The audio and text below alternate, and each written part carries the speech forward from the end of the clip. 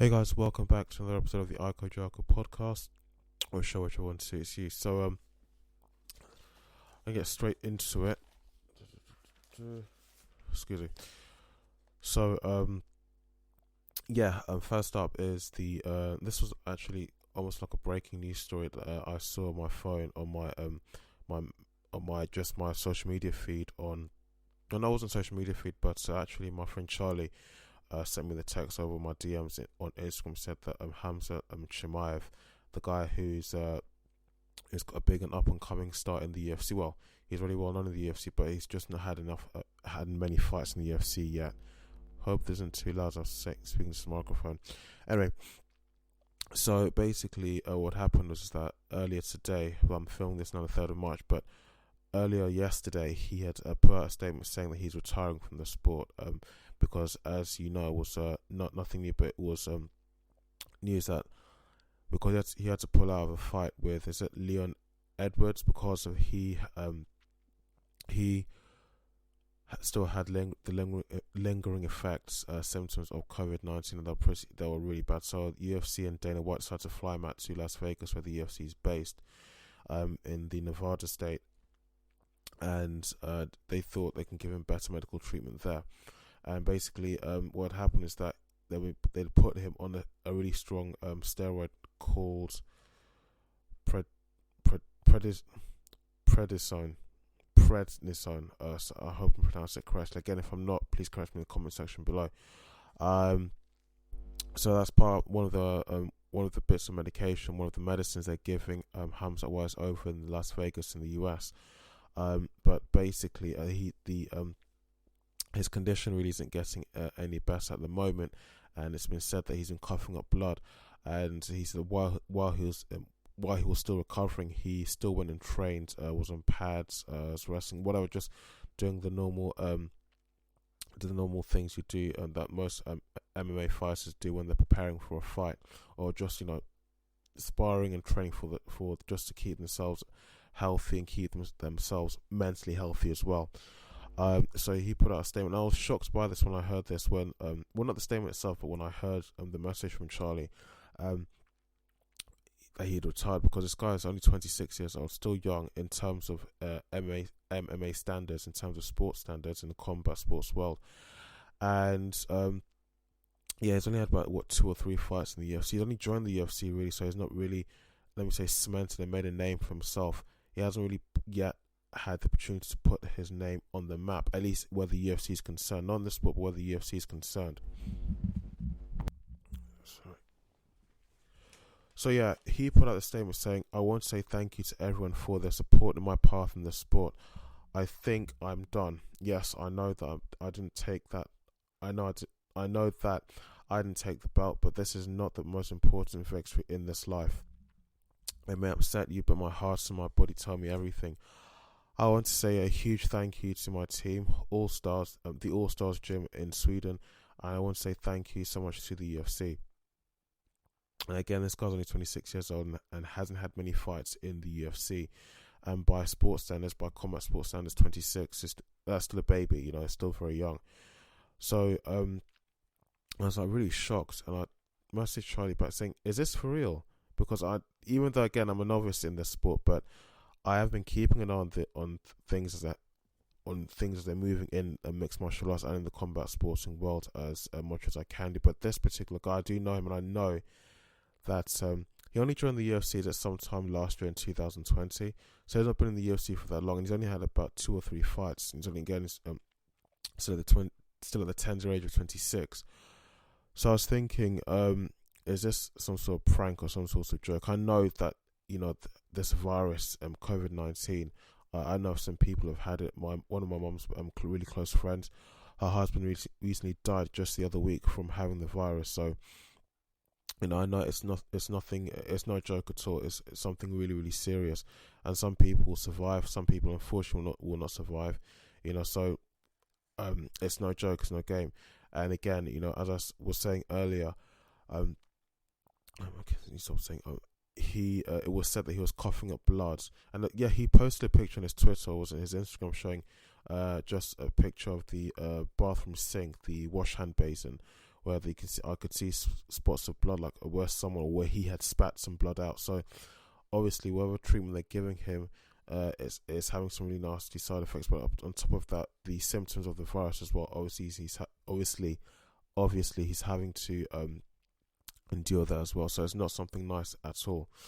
But Dana White did respond to this, and he said Khamzat really just got emotional while he was feeling really, really bad, and he posted that statement on his Twitter. And Dana White, when speaking to MMAJunkie.com, he said when he got here, the doctors took care of him, and they put him on, that's the name of that steroid again, prednisone, which is a nasty fucking steroid. So it must be some really strong stuff to do the job of just helping him to recover. So he's on prednisone, and he's supposed to be taking this and chilling and relaxing and letting himself recover. He went in and fucking trained.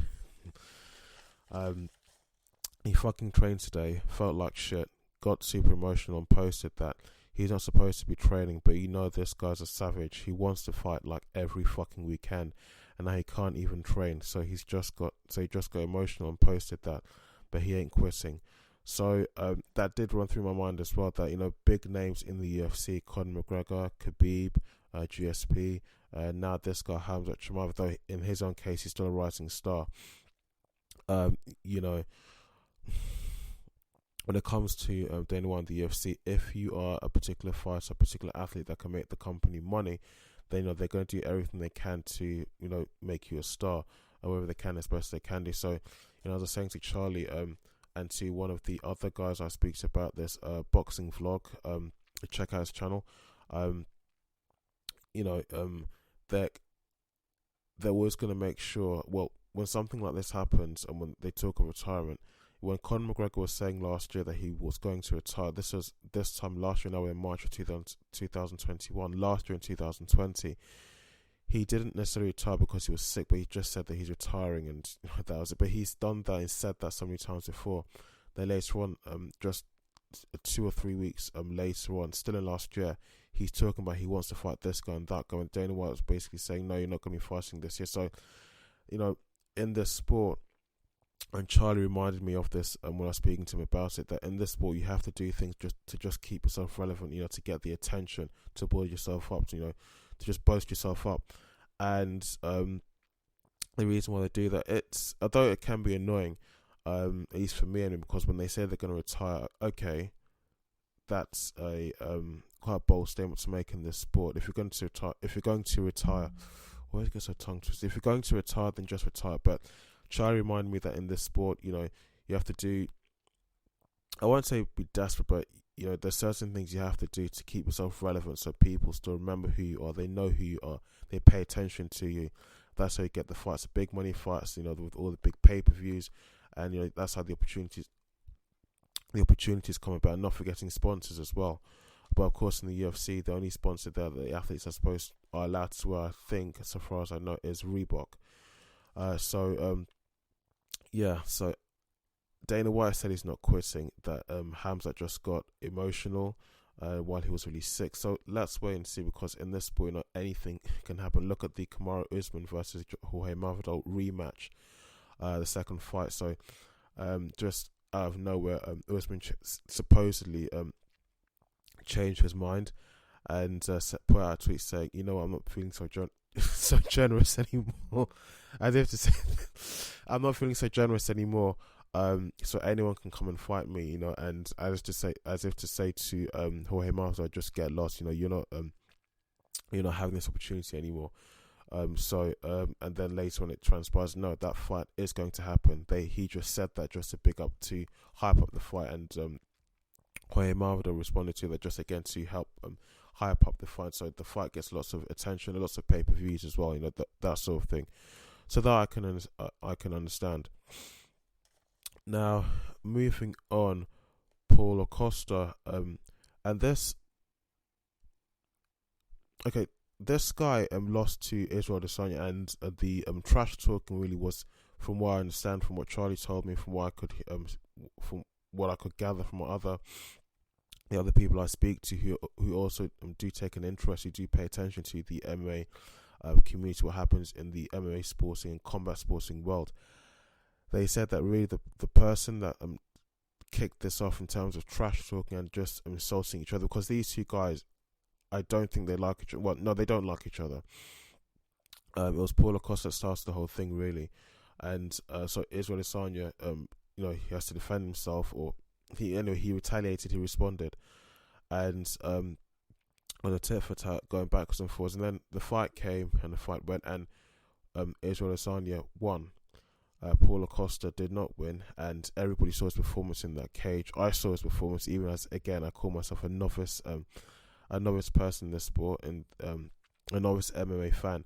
I could see that he didn't do much. He just stood there like a statue and was gradually chopped, was gradually brought down, and Adesanya won. And as he said in his response to Paulo Costa, Paulo Costa's statement, which is what I'm going to read out now, he said that God, what did he say? God, it's just left my mind. But anyway, he said that Costa got tapped twice after getting his ass whooped.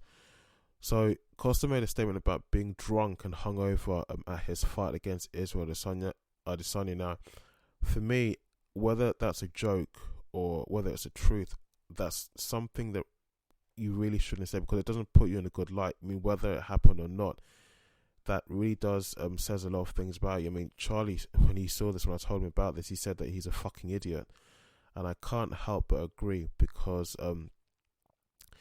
okay, so if you were drunk before the fight, that was really a stupid thing to do, really, really stupid. I mean, you throwing away an opportunity to win, that isn't good for your record, for your fight record, and I don't know. There's no way of knowing if he's telling the truth or not, but as a silly thing to say. The point that I'm guessing at here is that this guy, for some reason, and they've been dragging this thing on since last year, and Costa anyway has been dragging it on since last year, understandably so, because he lost the fight. Adesanya isn't, because for him it's like, job done. I don't have to talk too much anymore about this. I won, so the results speak for themselves, basically. But Costa has been dragging this on for months and months and months and months now, for such a long time. On Instagram and Twitter and all the other social media platforms. People have been making memes of how he's been talking about how he's been reacting to the fight, how he's been responding, how he's been, his how he's been feeling after the fight's ended and he's lost. So he said that he had cramps the night before the fight. He drank so much wine and alcohol the night before. He actually said that he drank so much wine and alcohol so it could help him just black out and go to sleep. So he says, I'm not sure if, no one's sure if that's actually happened. It's only him and his coach and his fight team in his corner that know the truth of what really happened. He says this is the reason he lost, and it's fucking crazy. That's just mad. DC, Daniel Cormier and Ariel Helwani on their ESPN podcast, they reacted, and DC said, one of the things that DC points out is that Paulo Costa has been asking for a title fight, and he said, Costa's been saying sign the contracts, he wants a title fight, and DC said, well, after we just saw how he performed against Israel Adesanya, there's no way anyone would be giving you that. Just not just the fact that you lost, but also how you performed. It's not that you gave your all, and unfortunately you didn't win. In this case, everybody saw your performance. Even I saw his performance, and even I wouldn't give him. I hope I'm not punching above my weight when I say certain things in this show, but even I wouldn't give him the opportunity for a title fight, because just his performance didn't. It just went against him, basically. And yeah, Adesanya did respond to this. He said that he told MMA Junkie, basically, that's just funny. There's certain things I've done before some of my fights in the past where I learned from my mistakes, but I went in there nonetheless and got the job done. Some people aren't cut out for that lifestyle. Hopefully, when he says I've done some things before the fights whereby I've done blah blah, made certain mistakes, hopefully, I'm assuming it doesn't go as far as being drunk or taking any banned substances or staying up late, just anything that would really, really hinder his chances of winning. But going on, some people aren't cut out for that lifestyle. I'll tell you one thing, the best thing to do in his position is to accept the fact that he lost. He got his ass whooped. The fact that he keeps trying to make all these excuses, it's only going to do him worse in the long run. He's making excuses because his ego can't handle the fact that the skinny clown, which I'm sure is something that Costa called him before the fight, but the skinny clown whooped his ass badly, then double tapped him twice. Just swallow your ego. You got your ass whooped. Get back to the drawing board and reassess your whole game. You can't just rest on that, because if you do, you'll never get far in life or in this game. And that actually is a really good answer, if you think about it, because I think Adesanya's kind of moved on. He prepared well for that fight, and he's accepted, he won it, and he's accepted that he won. And even if things had gone the other way, I'm sure Adesanya wouldn't have been dragging and just dragging the whole thing on. He would have forgotten about it. Okay, fine, I lost. Just need to make sure that I do better next time. That actually is a good answer, because he could have come back with just lots of insults and lots of insults and verbal jabs at Costa. But no, this looks like a far more mature response, and it's good advice. Costa should accept that he lost and just move on, because I've noticed he's been dragging this on and on for ages and ages and ages. Okay, and in other news, Ciryl Ganes. I've got this all wrong now. So back to UFC Vegas 20. Excuse me, get a drink, clear my throat a bit.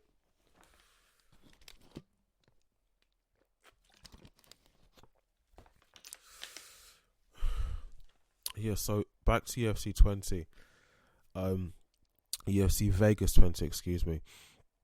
So the fight between Ciryl Ganes and his opponent, I can't remember his opponent, Jairzinho.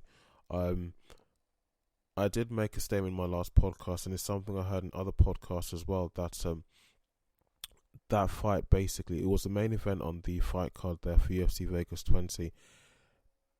It wasn't very entertaining. It wasn't really good. And I think the person who I heard this from, they said the fight between Pedro Munoz and Jimmy Rivera, that fight should have been the main event, because it was far more entertaining. Even Jimmy Rivera, who didn't win, he put on a good performance. He really did his best. He didn't win, but well done to him. He did still performed really well in that fight. That fight should have been the main event. It's far more entertaining. Pedro Munoz's kicks just kept on coming and coming and coming and coming and coming. And finally, he did enough damage to Rivera's calf, to Rivera's legs, that you can even see the effect. He had trouble just standing in one place. Had to keep jumping up and down and hopping on the spot. That fight was far more entertaining. It has echoes of what it has echoes of what we saw at UFC 257 in the main event between Dustin Poirier and Conor McGregor. Poirier just kept on coming with the leg kicks at McGregor's calf, and eventually McGregor had to fall over, and Poirier just finished the job, and he won. But basically, the point I'm making here is that Dana White wasn't impressed with the main event at UFC Vegas 20, and he released a statement saying, everybody's talking about Ciryl being this big contender, but look at what Francis Ngannou did to Jairzinho. This was his coming out party, and I think the point he's making here is that in the fight, in the main event, Gane didn't really, although he won, he didn't really finish the fight. I think next time I'm gonna have a drink of some Jack Daniels or a cider while I'm actually doing the show, because either I'm nervous or my mouth is dry. My speech isn't flowing as smoothly as I'd like it to. And I've done enough of these podcasts and videos to actually have nailed it down that you should be calm and relaxed and collected when you're doing these. So I'm sorry, but so anyway, back to what I was saying. The point he's saying, and someone again did mention this in another podcast on YouTube, although Gane won the fight, he didn't finish with either a TKO or a knockout to actually seal it in that, I won basically the fight was stopped, and whatever Gane could have done to actually, to win the fight properly, he didn't get the opportunity to do that. But overall, the fight wasn't really entertaining. I saw the fight. It was it really didn't do what you call a main event on a fight card in an organization, a promotional fighting organization like that of the UFC. And again, I say this as a novice. It didn't do it justice. Basically, that's the point I'm making. So, the Munoz versus Rivera fight, which wasn't even a co-main event, that should have been the main event, because that fight was far more entertaining. Back to Dana White's statement. This was his coming out party and his chance to show the world who he is. He won, but let's leave it at that. He won. And Ciryl Ganes responded by saying, I can understand that he is the boss, referring to Dana, and he wants to make money. Of course, the UFC is a business first for anything else. So you want the guy that's marketable. The people want the show. They want the big knockout, the big KO. So yes, obviously his English isn't that great, but I don't finish the fight. I tried to, but I don't do it. I can understand the criticism, but I'm okay. So I think even probably Dana White agrees with some people, and myself and some other podcasters who follow the sport of MMA and other veterans as well, that really the fight didn't live up to the hype at all. And if you watch that fight like I did, even the highlights, you'll see what I mean. It just wasn't entertaining. Nowhere near as entertaining as the Munoz versus Rivera fight. Nowhere near. Not to shit on these guys, but it just didn't have the hype, that wow factor. Now, guys, the UFC 259 predictions for this fight. So, for the main event, which is Israel Adesanya versus Jan Blachowicz, that fight overall, 90% of the people many people have been asked about that fight, the main event. Many other mixed martial arts athletes, active, performing, competing MMA fighters, they've all said Adesanya has that fight in the bag. Even Jan Blachowicz's close friend Joanna, who I still can't remember her surname. She's Polish. She said that she said in an interview that she gave nearly a month ago now, that Jan has a lot to lose, and Israel Adesanya really has all the, everything is pointing in his favour. He's increased his weight now just to meet up with that heavyweight, or is a light heavyweight division, to compete against Jan. And even then, he still has the athleticism and the agility on his side, and the speed as well. And he's obviously his striking is obviously one of the best in the UFC, or should I say one of the best in the mixed martial arts world. So for the remainder of the fight card, I've not looked at properly, because I'd like to go and look at the other fighters, look at their past fights, just to make sure that I can give my own prediction as to who will win. So before I give that prediction, I'm not going to do on this podcast, probably in my next podcast. I'd like to go back and look at, basically do my homework properly and thoroughly first. So so for the first for the main event, fingers crossed there's Israel Adesanya, but again, UFC 257 is one of those fights that will stand out in my mind for a long time now. Dustin Poirier versus Conor McGregor. Dustin Poirier shocks the whole world that evening. Or should I say that morning? He shocked me. I wanted him to win, but at the back of my mind, something was telling me that no, Conor McGregor's going to go in there and do what Conor McGregor does best. He's going to win. But no, Dustin Poirier proved many people wrong, and I'm sure he cost a lot of people their betting money as well. Because Conor McGregor was a favourite to win because of his the way he hypes up the fight and how he performs in the cage. He has a big long winning streak. Again, the Adesanya versus Jan Blachowicz fight could go the other way. You never know what could happen. But anyway, guys, calm down. Anyway, guys, if you did enjoy this, please don't forget to leave a like. Please don't forget to subscribe if you enjoy my content. I I'm now currently sitting at 71 subscribers as I'm making this video.